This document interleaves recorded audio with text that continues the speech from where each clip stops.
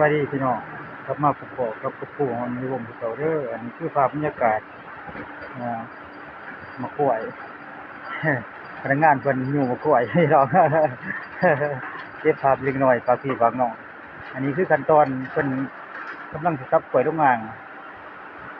ภาพบรรยากาศตอนเที่ยงพี่น้องอันนี้คือพนักงานพี่น้องมาแต่ประเทศเวียดนามเพิ่นกำลังซับกล้วยลงอ่างไปลุ้นกันเลยพี่น้องอันนี้ขั้นตอนต่างๆอ่างเพิ่นเอามากล้วยลงแต่ละมือก็อยู่ในลักษณะนี้แหละพี่น้องอันนี้คือมากล้วยเพิ่นซับแล้วอันนี้ซับไปในอ่างเพิ่นก็ชำนาญงานพอสมควรพี่น้องตัวาเป็นพนักงานที่เชี่ยวชาญทางด้านกล้วยเฉพาะ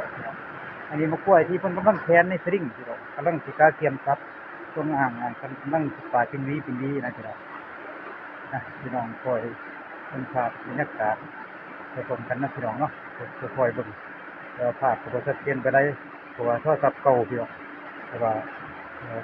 เก็บภาพที่ภาพน้องก็ถือว่าโอเคนะพี่น้องเนาะอันนี้ขั้นตอน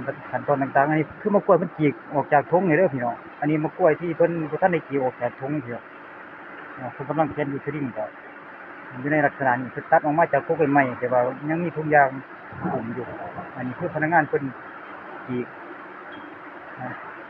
อันนี้พี่น้องมาแต่ประเทศเวียดนามเด้อพี่น้องเพิ่นเชี่ยวชาญทางด้านมะกล้วยทำงานเฉพาะพี่น้องเนาะ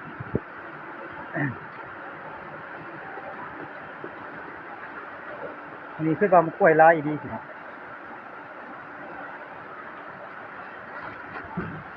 พี่น้องเนาะ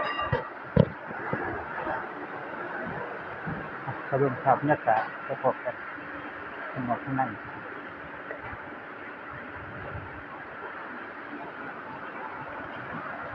อันนี้คือเรื่องในโรงงาน